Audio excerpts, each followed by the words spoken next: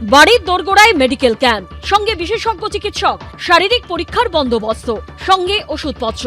নাম সেবাশ্রয়। অভিষেক বন্দ্যোপাধ্যায়ের সেবাশ্রয় নিয়ে এমনই ঢালাও প্রচার করেছিল তৃণমূল। ডায়মন্ড হারবার মডেলের কথা বলতে গিয়ে সেবাশ্রয় নিয়ে গর্ব করতে দেখা যেত খোদ অভিষেককে, কিন্তু তার নামেই এখন পুলিশে মারাত্মক সব অভিযোগ দায়ের করা হচ্ছে। সেবাশ্রয় প্রকল্প নিয়ে উঠছে নানা চাঞ্চল্যকর অভিযোগ, যার মধ্যে রয়েছে অ্যালোপ্যাথি চিকিৎসকের কথা বলে হোমিওপ্যাথি, আয়ুর্বেদিক ও ডেন্টাল চিকিৎসকদের দিয়ে রোগী দেখানো থেকে শুরু করে সরকারি হাসপাতালের বদলে বেসরকারি হাসপাতালে পাঠানো স্বাস্থ্যসাথী কার্ডের টাকা নয় ছয়ের মতো নানা অভিযোগ।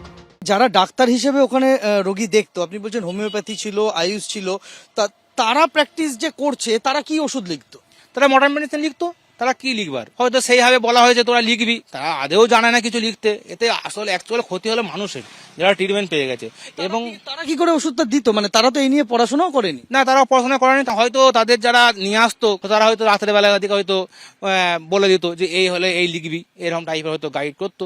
বুধবার সেবাশ্রয় নিয়ে মুখ খুলেছিলেন দক্ষিণ 24 পরগনার বাসিন্দাদের একাংশ। ওখানে যাওয়া হলো, ওরা একটা চিরকুটে লিখে দিল, ওই প্রেসার কিছু মাপা হলো না, কোনো কিছু না। একদিন খাওয়ার পরে ওটার আরও কন্টিনিউ বেড়ে গেল। সমস্যা ছিল কোমরের, সমস্যা ছিল কোমরের যন্ত্রণা, এবং ঘাড়ের সমস্যা ছিল, ঘাড়ের যন্ত্রণা। পরের দিন এসএসকেএমে নিয়ে যাওয়া হলো।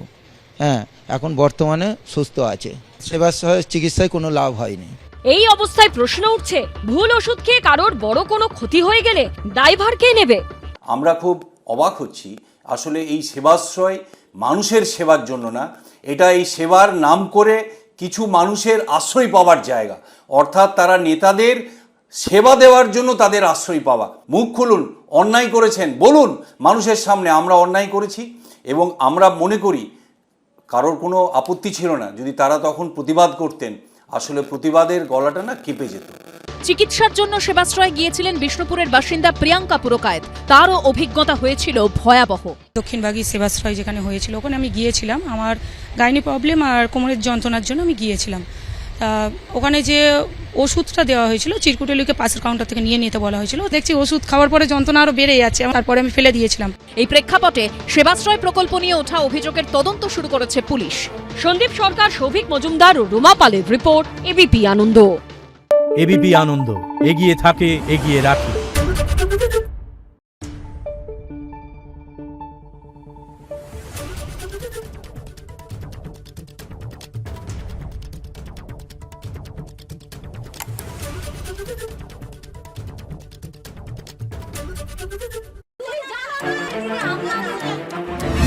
বাংলা চেঁচামেচি চায় না, বাংলা খবর চায়। বাংলা খবর, বাংলার খবর।